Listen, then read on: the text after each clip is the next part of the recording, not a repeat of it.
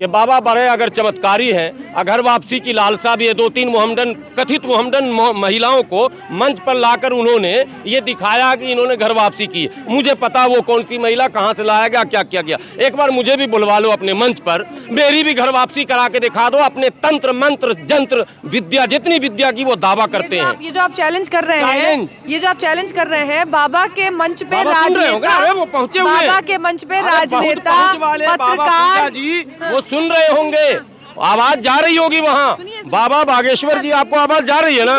तुम जिस घर में मैं हूँ, यानी इस्लाम या क्रिश्चियनिटी या बौद्धिज्म या सिखिज्म, इस घर से बेहतर घर बनाकर पहले दिखाओ, उसकी चाबी सौंपो, तब घर में एंट्री होगी ना।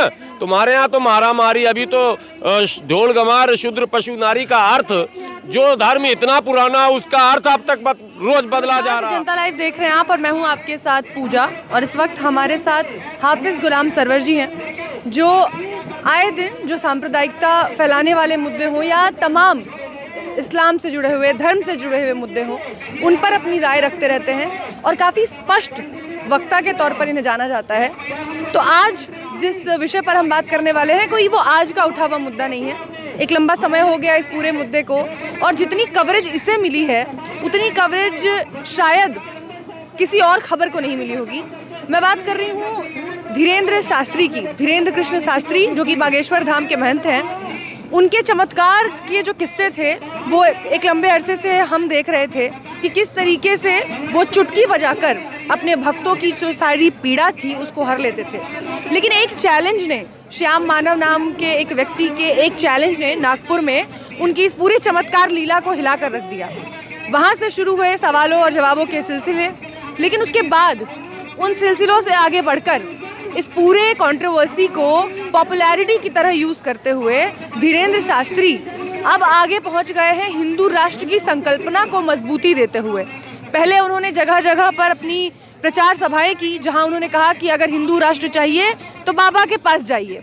उसके बाद अब बाबा ने साफ तौर पर घोषणा कर दी है कि जो भारत है वो हिंदू राष्ट्र था, हिंदू राष्ट्र है और हिंदू राष्ट्र ही रहेगा। बस ज़रूरत है तो घोषणा मात्र की।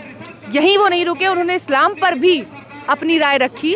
अब उनके इस विचार को कैसे देख रहे हैं तमाम लोग, उसी पर आज हम गुलाम सरवर जी से बात करना चाह रहे थे। तो सर, जैसा कि मैंने पूरा बैकग्राउंड बताया, मामला चमत्कार से शुरू होता है। बाबा चुटकी बजाकर अपने भक्तों की पीड़ा हर लेते हैं। ऐसे में लोग उनके पास जाते हैं, अपने दुखड़े सुनाते हैं, वो उनके परिवार के थोड़े बहुत लोगों के नाम बता देते हैं।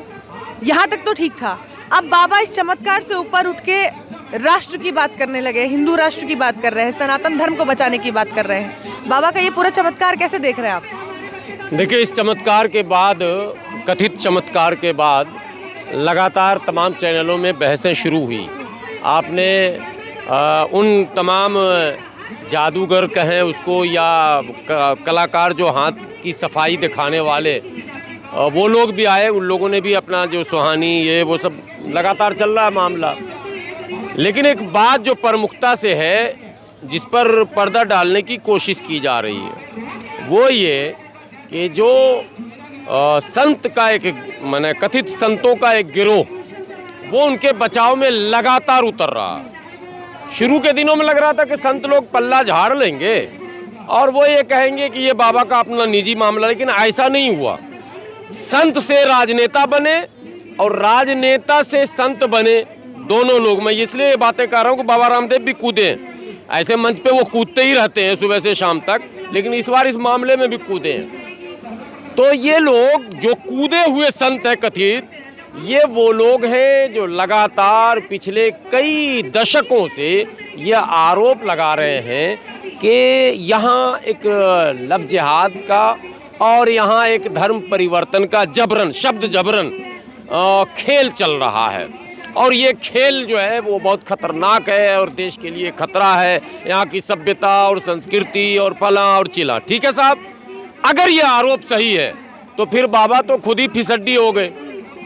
बाबा का जो चमत्कार है वो दीपावली में पटाखा जो आप फोड़ते हैं ना, माचिस लगाइए वहीं का वहीं, वो हिलेगा नहीं, तो ये बागेश्वर धाम ही तक रह जाएगा। यदि उनके अंदर आध्यात्मिक शक्ति है और उनके समर्थक बाबाओं में भी यदि शक्ति है और यदि शक्ति था, यदि शक्ति है, वो कहते हैं हिंदू राष्ट्र था, है और रहेगा, तो यदि शक्ति था, शक्ति है, तो भैया इतना मार काट, तलवार लाठी, बंदूक, धर्म का नाम बदनाम करने की क्या जरूरत है? जय श्री राम कह के लिंचिंग करने की क्या जरूरत है? उसी शक्ति से सबसे पहले गुलाम सरवर को अपने धर्म में शामिल करा लो, तो मैं मानूं कि बागेश्वर बाबा के पास कुछ है या उनके समर्थक बाबाओं के पास कुछ है।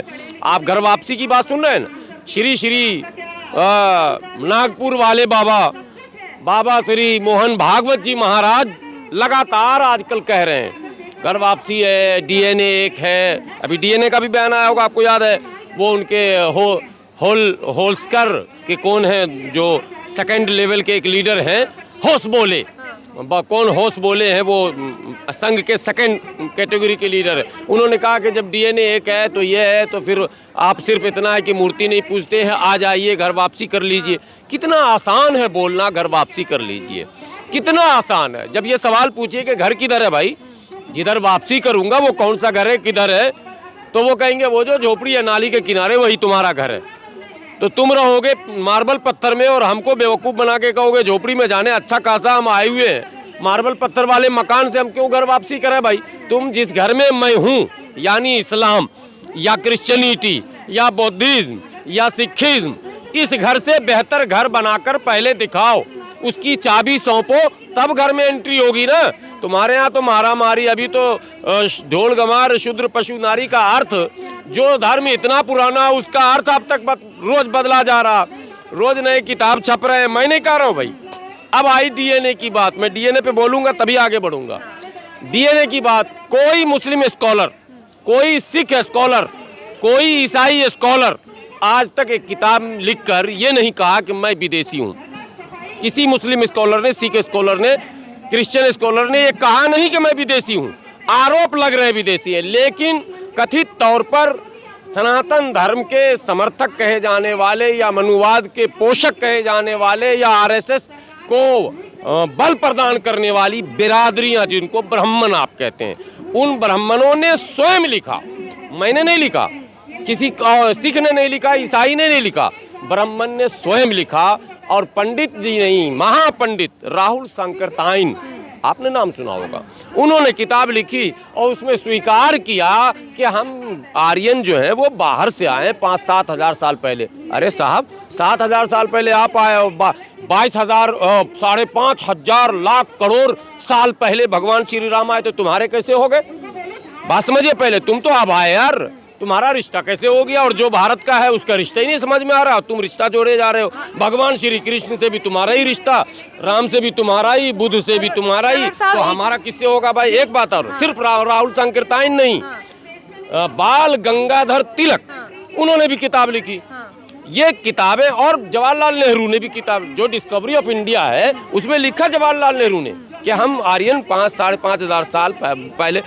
और वोल्गा से गंगा तक किताब का नाम है, तो वोल्गा से गंगा तक तो स्पष्ट आप रास्ता बता रहे हैं ना, कहाँ से आए, एड्रेस पता, हम तो नहीं बता रहे। किसी सिख ने नहीं लिखा, किसी ईसाई ने, आपने लिखा। तो और the Arctic home in the Vedas जो किताबें हैं, तो वो आपकी लिखी किताब, तो आप खुद स्वीकार भी कर रहे हो कि मैं विदेशी हूँ और हमें कर रहे हो विदेशी। ये डबल स्टैंडर्ड तो आपका है। यही रिश्ता हम भी समझने की कोशिश कर रहे हैं कि चमत्कार से हिंदू राष्ट्र तक का रिश्ता कैसे बना और ये रास्ता तय कैसे हुआ कि जब आप चमत्कार से लोगों की दुख पीड़ा को हर रहे थे, आप उनके भगवान बन के बैठे थे, तो अब उन लोगों के लिए हिंदू राष्ट्र बनाने का दावा कैसे कर रहे हैं? पहले तो हिंदू शब्द परिभाषित हो, Hindu, what is meaning of Hindutva, इस पर सुप्रीम कोर्ट, भारत के उच्चतम न्यायालय तक ने भी अपनी स्पष्ट राय दी है, उनकी टिप्पणी है, ठीक है, जीवन जीने की शैली है। तो भैया शैली है और भारतीयता है और भारत के सभी लोग हिंदू है, दैट्स ऑल, मैटर खत्म। आरिफ मोहम्मद खान भी कहते हैं, और वो आरिफ मोहम्मद खान भी कहते हैं, नकवी भी कहते हैं, शाहनवाज भी कहते हैं, लीजिए मैंने भी कहा। तो फिर अब कौन सा राष्ट्र लाओगे भैया? इसका मतलब अब तक हम भारत में नहीं है क्या? तो अब तक वीरेंद्र शास्त्री सही कह रहे हैं, हिंदू राष्ट्र है।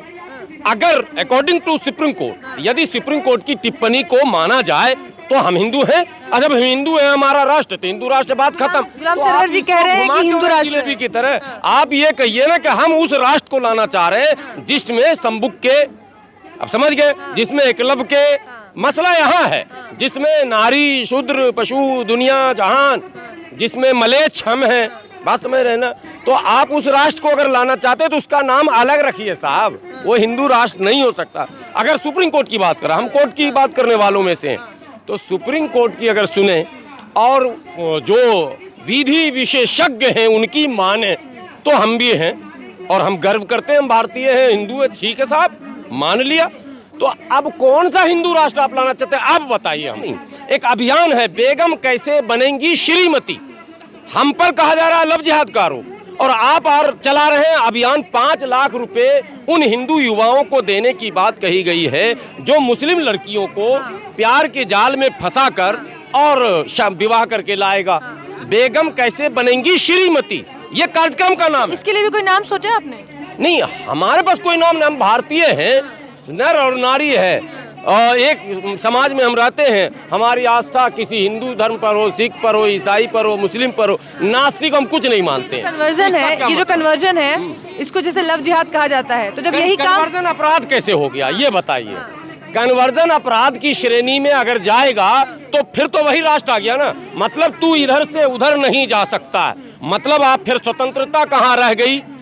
माने अगर फ्रीडम की बात करते हैं तो हमारी मर्जी पर आप छोड़िए ना, हम खिचड़ी खाएं या मीट खाएं, हम भूखे रहें या हम खूब खाते रहें, मर जाएं खा खा के, हमको छोड़िए। आप तो कह रहे नहीं यहाँ से वहाँ नहीं जाओगे, हिंदू से मुस्लिम नहीं, मुस्लिम से हिंदू नहीं, खबरदार इधर से। हाँ, एक बात बीच में कहते हैं, उधर से आ जाओ, घर वापसी। मैं बार बार कहता हूँ हमसे अच्छा घर बना कर दिखाइए हमारे। आपका तो घर इतना गड़बड़ सरबर है कि वहाँ रोज लोग भाग रहे हैं, हमने तो किसी को नहीं भगाया भाई। लेकिन बाबा की लोकप्रियता, एक आरोप और है आपके चैनल के माध्यम से, बाबा को भी मैं कह रहा हूँ कि बाबा बड़े अगर चमत्कारी हैं, अगर वापसी की लालसा भी है, 2-3 मोहम्मदन, कथित मोहम्मदन महिलाओं को मंच पर लाकर उन्होंने ये दिखाया कि इन्होंने घर वापसी की। मुझे पता वो कौन सी महिला कहाँ से लाया गया, क्या किया गया। एक बार मुझे भी बुलवा लो अपने मंच पर, मेरी भी घर वापसी करा के दिखा दो। अपने तंत्र मंत्र जंत्र विद्या, जितनी विद्या की वो दावा करते हैं। ये जो आप चैलेंज कर रहे हैं, ये जो आप चैलेंज कर रहे हैं, बाबा के मंच पे राजनेता, वो पहुंचे हुए, बाबा के मंच पे राजनेता, पत्रकार जी वो सुन रहे होंगे, आवाज जा रही होगी वहाँ। बाबा बागेश्वर जी, आपको आवाज जा रही है ना? इसलिए उनकी महिमा थोड़ा बता रही हूँ आपको। हाँ। कि राजनेता, पत्रकार, बड़े बड़े बुद्धिजीवी उनके मंच पे जाते हैं, नतमस्तक हो जाते हैं। बड़े बड़े पत्रकार जाके कहते हैं कि पत्रकार होने के नाते हम कह रहे हैं कि धीरेन्द्र शास्त्री की जय। कहीं पता चला आप भी जाए, आप भी जय करें। आप मुझे व्यक्तिगत टिप्पणी से बचा लीजिए, बड़े खतरनाक माहौल है देश में। आप चाहते हैं मैं एक एक करके सबका नाम लेके उसको बोलूं, मैं बिल्कुल नहीं। मैं बाबा को सीधे सीधे कह रहा हूं, बाबा जी सुन रहे हैं, यहीं से अगर मेरा संदेश पहुंच जाए, आप मेरी घर वापसी कराने का प्रबंध कीजिए। आपके पास जितनी आध्यात्मिक शक्तियां हैं और जितने श्लोक हैं, लोगों को वश में, वशीकरण भी बताते हैं ये, तो मुझे इकलौता एक आदमी को वश में कीजिए ना भाई। मैं 2-4-500 को तो मैं लेके आ जाऊंगा। लिस्ट बहुत लंबी है, लिस्ट बहुत लंबी है, टिकट नहीं मिलेगा, वहाँ दर्शन के लिए 3-3 महीने की लाइन लगती है। नहीं, अर्जी तो बाबा का असल उद्देश्य है मुस्लिम मुक्त भारत।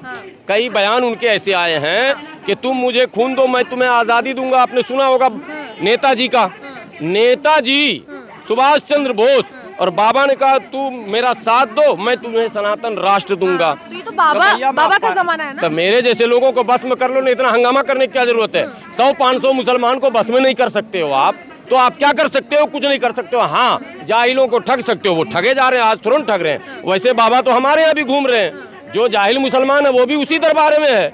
आप जाइए निजामुद्दीन, आप जाइए अजमेर शरीफ, अरे आप जाके देखिए ना, बाबा बागेश्वर मुसलमान में भी मिलेंगे आपको। जहालत, उनके पास सिर्फ जाहिल लोग जाते हैं। मैंने अभी आसाम के मुद्दे पर भी कहा, आपने गिरफ्तारी शुरू कर दी, कम उम्र की शादी का मुद्दा। अब भाई आप गिरफ्तारी करने से पहले आपने बच्चियों को पढ़ाने की बात कही थी ना 8 साल पहले, बेटी बचाओ बेटी पढ़ाओ, तो आपने पढ़ाया क्यों नहीं? सवाल ये है कि आपने कहा जो जाहिलों को मूर्ख बना रहे हैं, उनके पास जो लोग जा रहे हैं वो जाहिल नहीं है, वो तमाम पढ़े लिखे लोग हैं। What is education? Is it book learning? No. Then what it is? यही मैं कह रहा हूँ, पहले समझिए। किसी ने ग्रेजुएशन कर लिया, वो सोचा कि मैं पढ़ा हूँ, सोशल जो स्टडी है ना वो आपको यहाँ करना पड़ेगा। और जो महापुरुष जितने हमारे हैं ना उनके जीवनी को जब आप खंगालेंगे तो आपको पता चल जाएगा कि वो कॉलेज की डिग्री मायने नहीं रखती थी, सामाजिक अध्ययन था उनके पास, समाज के एक एक चीज से वो पूर्णतः अवगत थे। जो नवीनतम घटनाएं घटती हैं देश में, लेटेस्ट एक्टिविटीज जो है वर्ल्ड का, उस पर जिसकी दृष्टि हो वो ज्ञानी है।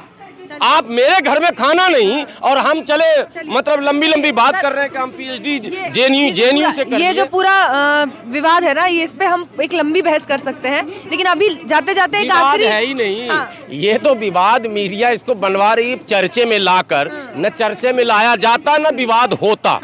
चर्चे में जब आप लाएंगे तो भैया दूसरे लोग बैठे तो नहीं रहेंगे, सुहानी जैसी महिला भी कूदेगी, कुछ और लोग भी कूदेंगे। मैं भी गया था 2-3 चैनलों पे, मैंने यही बात कही थी जो आज कह रहा हूँ, बाबा तक अब तक नहीं पहुँचा। लेकिन बाबा की लोकप्रियता को देखते हुए आपको क्या लगता है कि उनकी जो हिंदू राष्ट्र की मांग है और जिस तरीके से वो घोषणा कर रहे हैं कि था, है और रहेगा, कितना असर डालेगी? हमारा देश भारत है, पहले इसके नेचर को आप समझिए। भारत का नेचर है 1 घंटे में एक आदमी पूरे देश में प्रसिद्धि प्राप्त कर सकता है, ऐसा तंत्र हमारे यहाँ है। 2 घंटे में नमक 200 रुपए किलो बिक सकता है, ये हमारे देश में हुआ है। 2 घंटे में प्याज 200 रुपए किलो बिक सकता है, ये हो चुका जो मैं कह रहा हूँ। तो एक बाबा रातों रात वायरल कैसे नहीं हो सकते? अब वायरल होने से पहले बाबा का एक वीडियो आपने देखा कि नहीं? हम वायरल हो ही रहे हैं, हमारे पास बुलडोजर के पैसे नहीं है, याद आया? तो ये पूरा तंत्र है साहब, इस तंत्र को समझिए। वायरल तंत्र ये भी एक गिरोह है। आप वो कहते हैं टुकड़े टुकड़े गैंग में, वायरल करने वाला भी एक गैंग है। किसको लाना है सामने, किसको नहीं लाना है। एक आदमी लड़ते लड़ते, एक आदमी बोलते बोलते, एक आदमी समाज के लिए काम करते करते मर जाएगा, उसको कोई जानेगा नहीं, ये गिरोह जानने नहीं देगा। और सुन लीजिए आप, अगर आप अभी पक्ष में चलाइए, हम लोग भी तो आज जुड़े हुए हैं ना आपके काम से, वीडियो चलने नहीं दिया जाता है, फेसबुक को रोका जाता है, सारा सिस्टम यहाँ मौजूद है ना। और अगर आप जय जयकारा लगा दीजिए साहब, वो अपने आप, ये सब कुछ है यहाँ। बड़े खेल हो रहे हैं, जहाँ अडानी को कब ऊपर ले जाना, कब नीचे ले जाना, ये खेल जब हो जाता है। किस बाबा को 35 रुपये लीटर कब डीजल बोलना है, पेट्रोल बोलना है, और कब बाबा को फिर नमाजी मुसलमान पे हमला करना है, वो सारा टाइमिंग बड़ा फिट है इनका। ये घुमा फिरा कर पूरी बहस को धर्म पर ही केंद्रित रखने का ये बहुत बड़ा षड्यंत्र है। कभी बाबा को लाया जाएगा, कभी मौलाना को भी लाया जाएगा, मौलाना भी आएंगे, ऐसा मत समझिए खाली बाबा बाबा कर रहे हैं। हमारे जैसे दाढ़ी टोपी वाले खूब आएंगे, वो तोड़ दूंगा, जोड़ दूंगा, मार दूंगा, कर दूंगा करके पोलराइज करना है, घुमाना है। ये नस जो है ना, इसको उन्होंने तार लिया कि कौन सा तार किधर घुसेरना, बस पूरे देश में मोदी मोदी हो जाए, पूरे देश में संग संग हो जाए, हिंदू मुस्लिम हो जाए। इस तार को दबा के हिंदू राष्ट्र की घोषणा करवाई जा सकती है। हो रही है, लेकिन सुन लीजिए, देश को लोगों ने पहचाना नहीं है। मैं फिर कह रहा हूँ, याद कीजिए 2 अप्रैल, याद कीजिए मंडल का दौर, याद कीजिए इस देश की उन तमाम क्रांतियों को। जब पहुंचेंगे तो आपको भीमा कोरेगांव तक चले जाइएगा, जिसको आप समझ रहे हैं ना निर्बल, जिस दिन वो आ गया ना मूड में, तो सरकारें तो यहाँ कांग्रेस से मजबूत सरकार है क्या मोदी जी की? कांग्रेस से ज्यादा सीट है क्या? राजीव गांधी के पास 400 प्लस सीट था। जमानत नहीं बचा पाइएगा आप। बस जनता जब तक घूम रही है। ये घूमने और झूमने का खेल, वो पौवा से झुमाया जाता है ना, तो जब तक आप झुमा रहे हैं और घुमा रहे हैं चल रहा, लेकिन जिस दिन उल्टा घूम गया बस उसी दिन आपका खेल खत्म, दी एंड हो जाएगा। सरकार मजबूत है कि नहीं वो पता नहीं, लेकिन कांग्रेस से ज्यादा बाबा यहाँ है। कांग्रेस के समय एक बाबा थे, अब यहाँ बाबाओं की लिस्ट है। कांग्रेस को आप लोग क्लीन चिट दे देते हैं इसी मामले में। बाबाओं के बाबा भी कांग्रेस के पास थे, देवराहा बाबा इंदिरा गांधी को आशीर्वाद देते थे, की बात कर वो तस्वीरें हैं। और सारे बाबा कांग्रेस के खेमे में, आरएसएस कांग्रेस के खेमे में, और पावरफुल सरकार, रिमोट कंट्रोल सरकार के पास, सारी एजेंसियों को अपने इशारे पर चलाने वाली सरकार कांग्रेस की। लेकिन जब जनता उठ गई तो उसको उठा के ऐसा फेंकी कि राहुल गांधी बेचारे पूरा उत्तर प्रदेश छोड़िए, हिंदी भाषी क्षेत्र छोड़ के भाग गए। तो किसी दिन मोदी जी केवल यूपी वाराणसी नहीं छोड़ेंगे, गुजरात भी छोड़ के कहीं जा सकते हैं, ये भी दिन आ सकता है। चलिए, बहुत शुक्रिया आपका इन तमाम मुद्दों पर हमसे बात करने के लिए, धन्यवाद।